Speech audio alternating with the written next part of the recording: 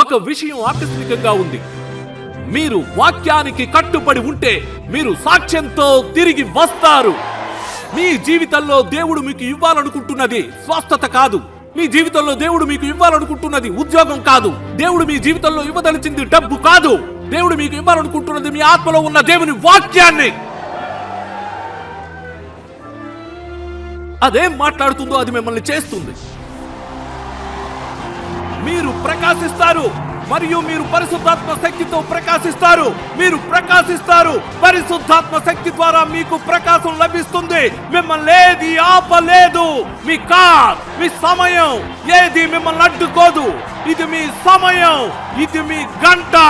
ఆయన మీ వాడు. అవును, ఆయన మీ వాడు.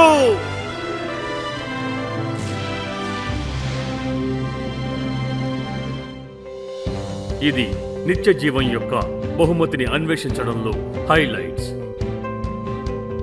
యేసుక్రీస్తుని మీ జీవితంలోకి ఆహ్వానించండి, అంటే పరలోక రాజ్యమును పొందుటకు. దేవుని బిడ్డగా మీరు చేయవలసింది ఏంటంటే యేసుక్రీస్తు యొక్క శక్తిని ప్రకటిస్తున్న పాస్టర్ క్రిస్ బోధనను, అద్భుతమైన కార్యక్రమాన్ని చూడడమే. దేవునికి మహిమ కలుగునుగాక. మీకు ఒక వచనాన్ని చూపించగోరుచున్నాను. 2 కొరింథీయులకు రాసిన 2వ పత్రిక 5:4. ఈ గుడారమును మన దేహము గురించి తెలియజేస్తున్నది. సరేనా? ఈ మానవ దేహము గురించి, ఈ శరీరము గురించి. కొరింథీయులకు 5:4 ఇది తీసివేయాలని కాదుగా, నిమర్శమైనది, జీవము చేత మింగివేయబడినట్లు అని వాసమును దీనిపై నిరంధరించుకొని కోరుచున్నాము అని అంటున్నాను. ఆయన నీవు పొందుకున్న నిత్య జీవం కోరుచున్నాడు. ఎందుకంటే ఆయన నీ దేహమును ఆవరించడానికి, అనుభూతి చెందడానికి, నీ జీవితంలో ఉన్న అనిర్జీవమును తీసివేయుటకు, నీ జీవితంలో దానిని మింగివేయుటకు. కాబట్టి నీవు ఇంకను దేవుని మహిమలో జీవించుచున్నావు. ఆ మహిమ ఎక్కడి నుంచి వస్తుంది? అది ఎక్కడి నుండి? నీలో ఉన్న ఈ జీవితం ఏ విధంగా ఉండాలని ఆయన కోరుతున్నాడు అంటే నీలో ఉన్న ఈ జీవితం ఏ విధంగా ఉండాలని ఆయన కోరుతున్నాడు అంటే అది మద్యం సేవించకూడదు అని అంటున్నాడు. మద్యాన్ని తీసుకోకూడదంటున్నాడు. అవునా? అర్థమైందా? పరిశుద్ధాత్మతో నింపబడాలి, ఆ విధంగా ఉండాలి. అంటే నీలో ఉన్న వరములను కాపాడుకోమంటున్నాడు. నీలో ఉన్న వరములను అధికము కావాలి అని కోరుతున్నాడు. అంటే నీలో ఉన్న ఆ స్వభావం ద్వారా అని అంటున్నాడు. భౌతిక జీవితాన్ని, నీ భౌతిక దేహాన్ని జయించడానికి మరియు నిర్జీవం మింగివేయబడ్డానికి, తద్వారా దేవుని నామము మహిమపరచబడుతుంది. అందరి హృదయాల్లోని ఆ దేవుని నామము ఎంతో మహిమపరచబడుతుంది అని అంటున్నా. అది అందరి హృదయాల్లోనూ కూడా. చాలా మంది క్రైస్తవులకు వారి భౌతిక జీవితం వారి ఆత్మను మించినది ఉంటుంది అని అంటున్నా. అంటే దానికి కారణం తలనొప్పి, జలుబు, ఫీవర్, ఇంకా కడుపు నొప్పి, వెన్ను నొప్పి కూడా. అంటే ఆత్మను పోషించరు, కానీ అన్ని వేళలా వాళ్ళు అలా తింటూనే ఉంటారు. దేహమును పోషిస్తారు, అంటే ఎల్లవేళలా తింటూనే ఉంటారు. వాళ్లకు ఉదయకాల అల్పాహారం, మధ్యాహ్న భోజనం మరియు రాత్రి భోజనం మెండుగా ఉంటుంది. అందరికీ కూడా ఆ భోజనం ఉంటుంది. వాళ్ళు ఎక్కువసార్లు తింటారు. అందుకే ఇక్కడ ఆత్మ వాక్యము చెప్పేదేమిటంటే వారి ఆత్మ బలహీనంగా ఉంటుంది అని. అంత గొప్పగా వాళ్ళు ఉండరు, కానీ ఆత్మ బలహీనంగా ఉంటుంది.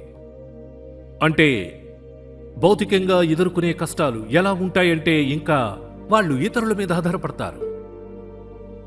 అంటే ఎవరికి కావలసిన మందుల పేర్లు కూడా వాళ్లకు అస్సలు తెలియదు. వైద్య మందుల విక్రయదారులతో కూడా వాళ్ళకు పరిచయం ఉంటుంది. మీకు తెలుసు మీ జీవితం ఆ విధంగా ఉండాలని. దేవుడు కోరుకోవడం లేదు ఆ విధంగా ఉండాలని. అంటే నిత్య జీవితం ద్వారా ప్రాణాలు మింగేసే జీవితం ఉండాలి. ఆ విధంగా మనందరి జీవితాలు ఉండాలి.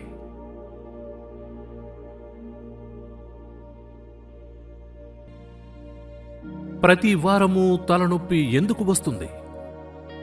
అది కొందరిలో సహజంగా ఉంటుంది. చాలా మందిలో అది సహజంగానే ఉంటుంది. సహజంగా తలనొప్పి ఉంటుంది, సహజంగా ఛాతీ నొప్పి కూడా ఉంటుంది. వారికి జబ్బు పదం కూడా ఒక మామూలు విషయం. యవ్వనస్తులందరికీ ఇది తెలుసు. అది నేను కొంచెం ఎక్కువ బాధపడుతూ ఉంటాను. ఒకవేళ యవ్వనస్తులు జబ్బు పడినట్టు తెలిస్తే ఇంకా కదిలించబడతాను.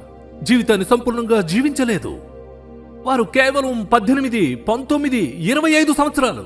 కానీ శస్త్రచికిత్స గుండా మీరు ఇంతకు ముందే వెళ్ళారు, జబ్బులను అనుభవిస్తున్నారు. ఓ దేవా, మీరు ఎటువంటి జీవితం జీవిస్తున్నారు అని అనుకుంటుంటా. మంచి విషయం కాదు. ప్రతికూల పరిస్థితులు మీకు తెలిసి ఉండాలి. హల్లెలూయా.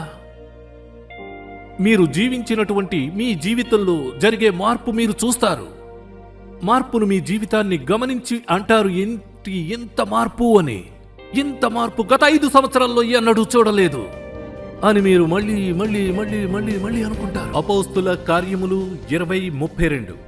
ఇప్పుడు దేవునికి ఆయన కృపా వాక్యమును మిమ్మును అప్పగించుచున్నాను, ఆయన మీకు క్షేమాభివృద్ధి కలుగజేయుటకును అని అంటున్నాను. అంటే పరిశుద్ధపరచబడిన వారందరిలో కూడా వాస్తవమును గ్రహించుటకు శక్తిమంతుడు. సమస్య ఏంటంటే దేవుని వాక్యంలో అనేక క్రైస్తవులు ఇంకా కట్టుబడలేదు అంటున్నా.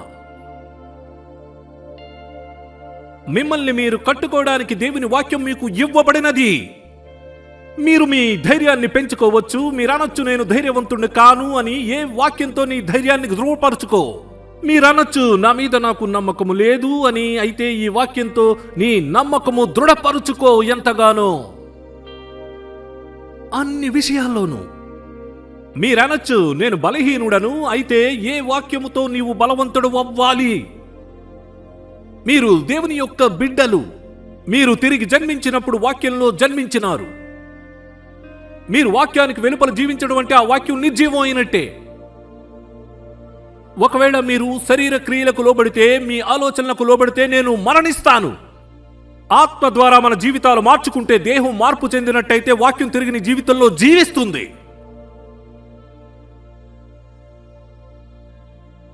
జీవితంలో వృద్ధి చెందడానికి దేవుడు కోరినట్టు జీవించగోరుతున్నావు. విజయవంతమైన, మహిమాన్వితమైన కాంతితో ఆ జీవితము నీకు సులభముగా దక్కుద్ది. అన్ని వేళలా అది దక్కే వరకు పని చేస్తాడు. మీ నాన్న నుండి, మీ తాత నుండి మీ నాన్నకు వచ్చుండొచ్చు, కానీ మీకు వచ్చులాగున మీ సహాయము చేస్తాడు. మీతో అతను మీకు దేవుని వాక్యమును ఒక వైపు ఉంటాడు. దేవుని మీకు మునుపులు కలుగుజేసి వారసత్వాన్ని కలుగుజేస్తూ ఉంటాడు. అంటే ప్రతి ఒక్కరికి దేవుని వారసత్వం దేవుడు ఇచ్చాడు. మీకు దొరకవలసిన దానిని మీతో జతపరచడానికి మీకు సహాయం చేస్తూ ఉంటాడు. అన్ని వేళలా మీ అందరితో కూడా ఆయన ఉంటాడు. ఇంతవరకు మీరు ముఖ్య అమలుగా వీక్షిస్తూ నిత్య జీవమును బహుమానముగా వెతుకుతున్నారు. ఆయనకున్న పని ఏంటంటే వారసత్వం. అది నీకు దక్కే వరకు పనిచేస్తూ ఉంటాడు. అది మీ నాన్న నుండి నీకు, మీ తాత నుండి మీ నాన్నకు వచ్చి ఉండొచ్చు, కానీ అందరి నుండి కాదు. కానీ మీ వకీలు మీకు వచ్చులాగున సహాయము చేస్తూ ఉంటాడు. మీతో ఆయన ఉంటాడు. మీకు దేవుని వాక్యం ఒక వకీలు వలె ఉన్నది అని. దేవుడు మీకు మునుపు కలుగజేసిన వారసత్వం దొరుకులాగున సహాయం చేస్తాడు. ప్రతి ఒక్కరికి దేవుని వారసత్వము ఇచ్చాడు కాబట్టి అందరికీ ఉంటుంది. మీకు కూడా మీకు దొరకవలసినది మీకు దొరుకుతుంది. అంటే ఇంతవరకు మీరు అనుకున్న, మీరు వీక్షిస్తున్న నిత్య జీవం బహుమానమును వెతుకుతూ ఉంటుంది. అది మీకు సంబంధించింది. రోమీయులకు అధ్యాయము 5:17 అందరూ చదవండి, సిద్ధపడండి. మరణము ఒకని అపరాధము మూలమున వచ్చినదై ఆ యొక్క ద్వారానే ఏలిన ఎడలకు కృపా బాహుళ్యమును నీతి దానమును పొందువారు జీవము గలవారే మరి నిశ్చయముగా యేసుక్రీస్తును ఒకని ద్వారా ఏలుదురు అని అంటాను. అందరూ కూడా ప్రార్థించండి యేసు నామమున. ఇప్పుడు దేవుడు మీతో ఏం చెప్తున్నాడు? మనకు ఏం తెలియజేస్తుందంటే, మనము మన జీవితాన్ని రాజు వలె జీవించాలని కోరుతుంది. నిజంగా అది అద్భుతం. అవును, అద్భుతం, ఎంతో అద్భుతం. అంటే మనము అది లేదు ఇది లేదు అని అనుకుంటూ ఉంటాం. అంటే జీవితాన్ని రాజు వలె జీవించాలని కోరుకుంటాం. అంటే నాకు ఇది లేదు, అది లేదు, ఇది లేదు, అది లేదు అని మనం అనుకుంటూ ఉంటాం.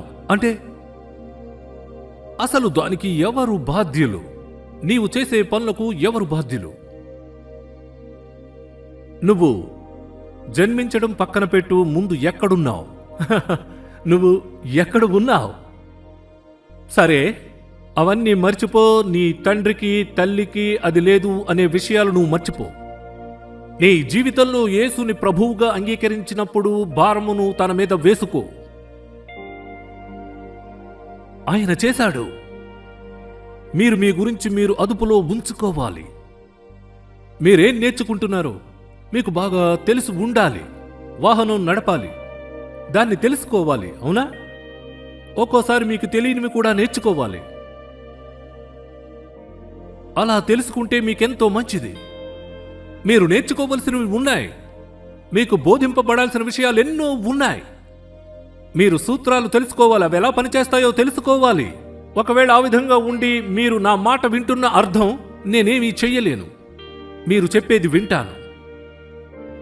పరిశుద్ధాత్మ వలన మనకు మంచి బోధన ఇవ్వడానికి మన కొరకు సంఘములో బోధకులు ఏర్పాటు చేశారు.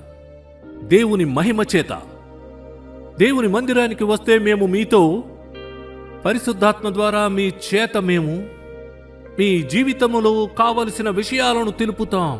ఎన్నో విషయాలు. అవన్నీ తెలుసుకోవడానికి మీరు దేవుని మందిరంకు రండి.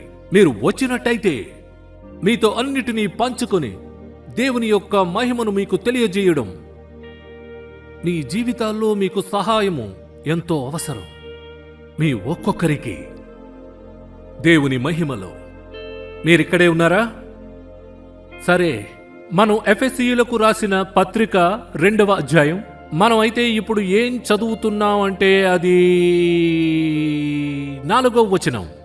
ఇప్పుడు ఇంకొక విషయం, అది 8, 9, 10 వచనాన్ని మీ కొరకు తెలియజేస్తున్నాను. అన్నిటినీ కూడా సిద్ధమా? 4వ వచనం.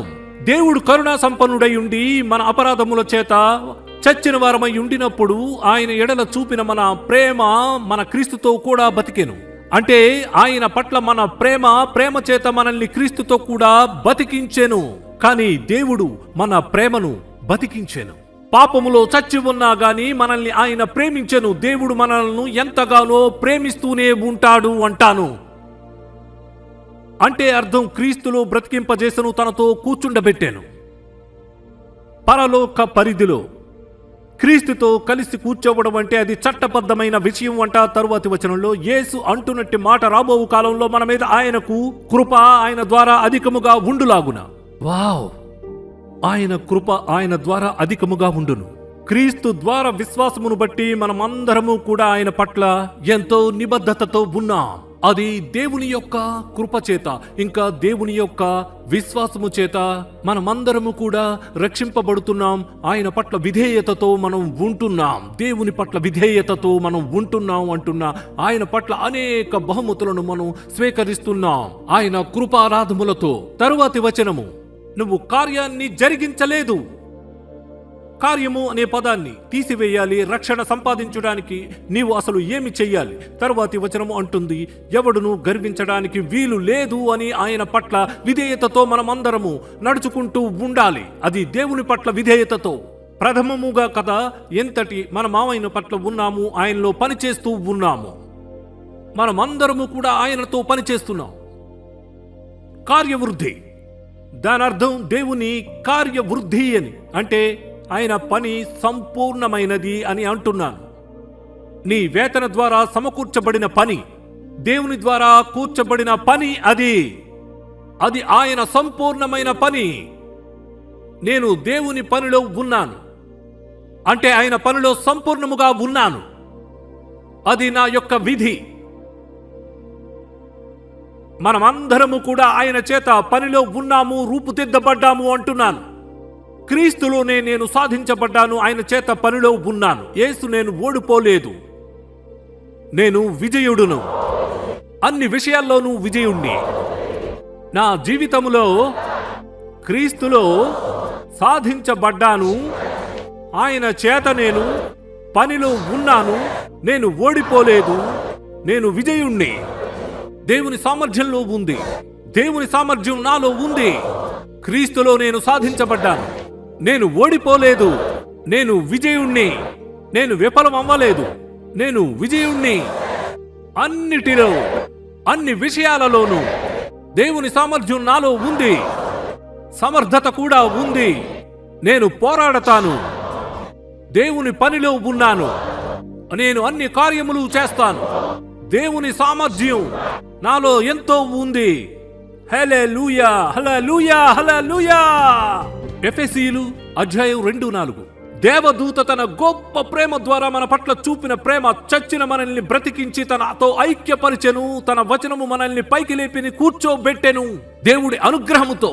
తరువాత చూడండి, మనకు కలిసి కూర్చుండే అవకాశము దేవుడు అనుగ్రహించాడు. మనకు కలిసి కూర్చుండే అవకాశం ఆ దేవుడు మనకు అనుగ్రహించాడు.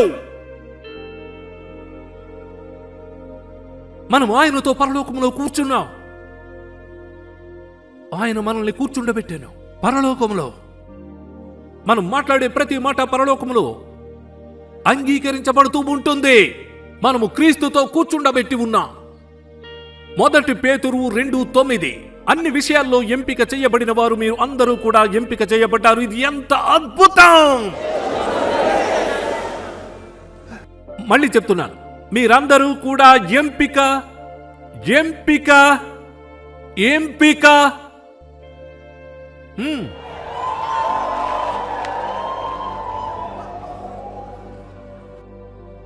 క్రీస్తు యేసుకు మనుషుల రంగుతో పని లేదు. Green race, white race, colour race,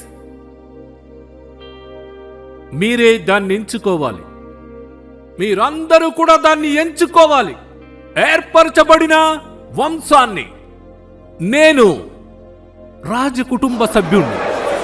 నేనెన్నటికీ సాధారణ వ్యక్తిని కాను. నేను రాజకుటుంబ సభ్యుణ్ణి.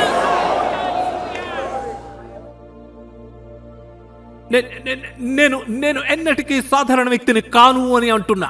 మళ్ళీ చెప్తున్నాను, మీరే మీ పరుగుని ఎంచుకోవాలి.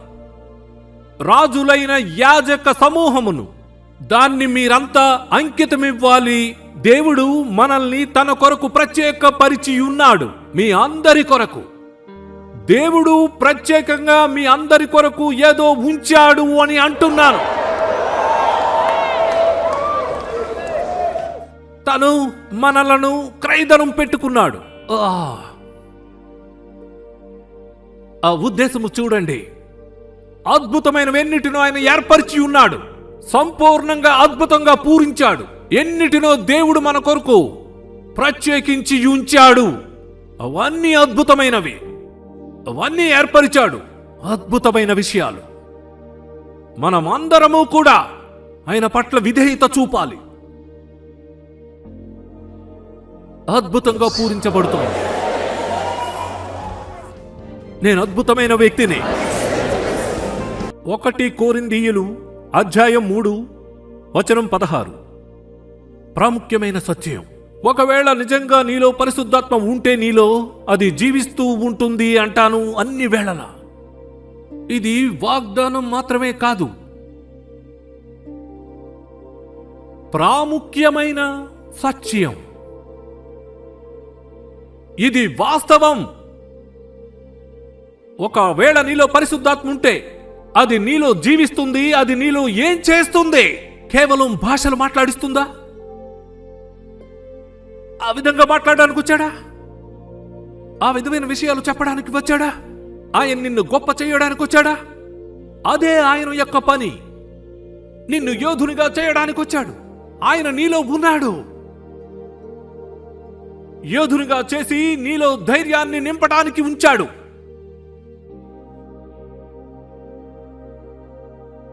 మీకు తెలీదా మీరు దేవుని ఆలయమై ఉన్నారని? ప్రభువా, అవును దేవా, నాకు తెలుసు. అవును, నాకు తెలుసు. దేవుడు నాతో ఉన్నాడు. మీరు దేవుని ఆలయమై ఉన్నారు. దేవుని ఆత్మ మీలో ఉన్నది. అవును, దేవుడు నాలో నివసిస్తున్నాడు. నీ శరీరంలో దురద ఎందుకుంది? పరిశుద్ధాత్మ నీలో ఉన్నప్పుడు ఆ వ్యర్థం ఎందుకుంది? నీలో నుండి దాన్ని మరణము కమ్మని పొమ్మని చెప్పు. నీలో నుండి దానిని మరణము కమ్మని వెళ్ళిపోమ్మని చెప్పు. అదే నువ్వు చెయ్యాలి. 2 కొరింథీయులు అధ్యాయం 6 వచనం 16. దేవుడు సెలవిచ్చిన ప్రకారం నేను వారి దేవుడను మరియు వారు నా ప్రజలుగా ఉందురు. దాని అర్థం ఏంటంటే ఆయన నన్ను ప్రేమిస్తున్నాడు, నీ నుండి పని చేయుచున్నాడు అని. దేవుడు ఆలయములో పని చేయుచున్న నాకు ఆయనే సర్వస్వము. నేను వారి దేవుడను మరియు వారు నా ప్రజలుగా ఉందురు. దాని అర్థం ఏంటంటే ఆయన నిన్ను ప్రేమిస్తున్నాడు ఎంతగానో అని అంటున్నాను. నాలో దేవుడు పని చేయుచున్నాడు. దాని అర్థం ఏంటంటే ఆయన నిన్ను ప్రేమిస్తున్నాడు, నీ నుండి పని చేయించుచున్నాడు. నాలో దేవుడు పని చేయుచున్నాడు. నేను ఎవరో నాకు తెలుసు. దేవుడు నాలో పని చేయుచున్నాడు. నేనెవరో నాకు తెలుసు. ఆయన నాలో పని చేస్తున్నాడు. దేవుడు ఆశీర్వదించబడును గాక. నేను బాధితుడను. నేను చేసే ప్రతిదీ ఫలవంతమై ఉండును. నేను ఫలవంతుడనై ఉంటాను. నేను ఫలవంతుడను. దేవుడు నాలో పని చేస్తున్నాడు, నాలో జీవిస్తున్నాడు. ప్రతి అణువులోను, ప్రతి శరీర భాగములోను ఆయన నా ప్రతి భాగములోను నిండియున్నాడు. మనము దేవుని శరీరములో భాగమై ఉన్నాము. ఇంకా సమస్త ఎముకలు, మాంసము కూడా. హల్లెలూయా. నా నడి నెత్తి నుండి అరికాలు వరకు పూర్తి గదువునిలో ఉన్నాను. దేవుని జీవములో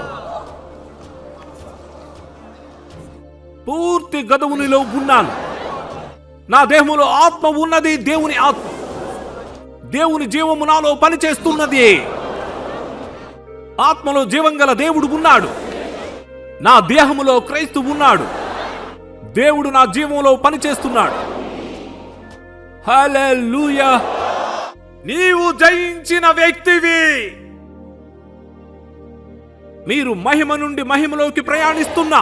మహిమ నుంచి మహిమకు మిమ్మల్ని ఆపే శక్తి మరొకటి లేదు.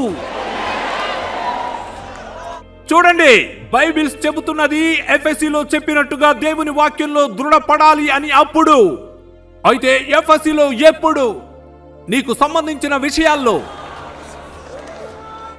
నీకు సంబంధించిన అన్ని విషయములలో దేవుని వాక్యం అనేది ఎదుగుతూ ఉంటుంది మరియు ప్రబలుతుంది కూడా. అన్ని విషయాలలోనూ అది ప్రబలుతూ ఉంటుంది. ఇంకా ప్రబలుతుంది, ఇంకా ఇంకా ప్రబలుతుంది. ఎవరైనా గట్టిగా అరవండి ఆమేన్, హల్లెలూయా.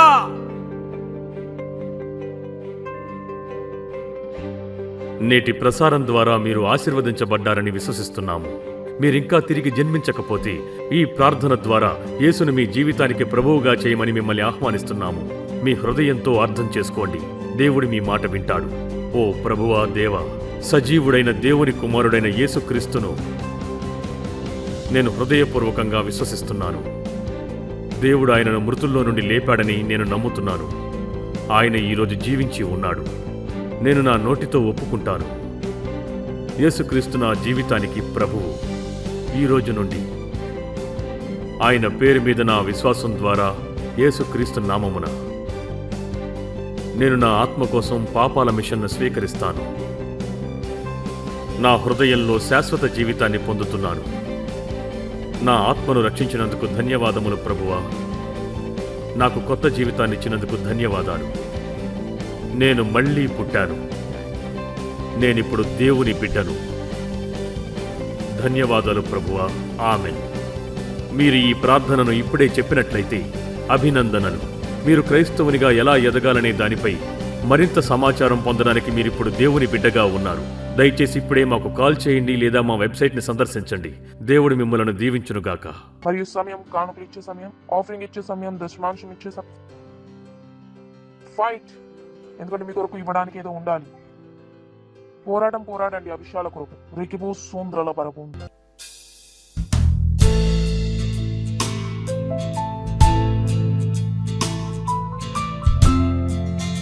ధన్యవాదం ఇస్తున్నాను ప్రభువా. ఒక దయ కొరకు, కరుణ కొరకు, ప్రేమ కొరకు ధన్యవాదం. ఈ కానుకలకు ఇచ్చే ఒక అనుగ్రహం, జ్ఞానము, విశ్వాసం ఇచ్చినందుకు. అవును ప్రభువా, ధన్యవాదం ధన్యవాదం ధన్యవాదం ధన్యవాదం. ఇలాగైతే మేము యొక్క వచనం అనుసరించాము. మీ యొక్క వచనం అనుసరించి మేము పెరుగుతున్న పంటను గ్రహిస్తున్నాము, యేసుక్రీస్తున్నాము. ధన్యవాదం ఇస్తున్నాము ప్రభు. ధన్యవాదం ధన్యవాదం. ఎన్ని కాంతులు మేము మీ యొక్క ఆశీస్సులను ఆహ్వానిస్తున్నాము. పెరుగుతున్న యొక్క నియమాన్ని ఉంటున్నాము. మీ యొక్క రాజ్యం యొక్క విస్తరణ కొరకు యేసుక్రీస్తు నామములో అడుగుచున్నాము. ఆమేన్. Praise the Lord. హల్లెలూయా. It's time for announcements. Our very first announcement is our 30 days campaign, which has started from 19th of March and continues till 17th April 2025. There are 5 components. First being fasting. We are fasting every day from morning till afternoon 3 p.m. After 3 p.m., you can open your fast. Second is prayer. Join us during our prayer times. We are praying morning 7 a.m., 12 noon, 3 p.m., and at night 11:15 p.m. Third is win souls. Win at least 2 souls every day for the next 30 days. And fourth is consolidation. Those souls that you have won, build them, get them to join, get the foundation school done, cell, church, get them read Rhapsody of Realities, build and help them grow spiritually. And fifth is partnership. So partnership of minimum 200 rupees every day for the next 30 days. Hallelujah. Praise God. Foundation School. Foundation School will help you to grow spiritually and to build your foundation in Christianity. So make sure you're enrolling for Foundation School and you're completing your Foundation School in this month. Reach Out World Day continues. Become a partner with Reach Out World Day. Join us in distribution of Rhapsody of Realities copies in your area. Fifth is Healing Streams just concluded, and you can retain your miracle, your testimony, your healing. Make sure that you become a partner with Healing School. Thank you so much. God bless you. మనం నిలబడదాం, దేవుడికి ధన్యవాదం ఇద్దాము.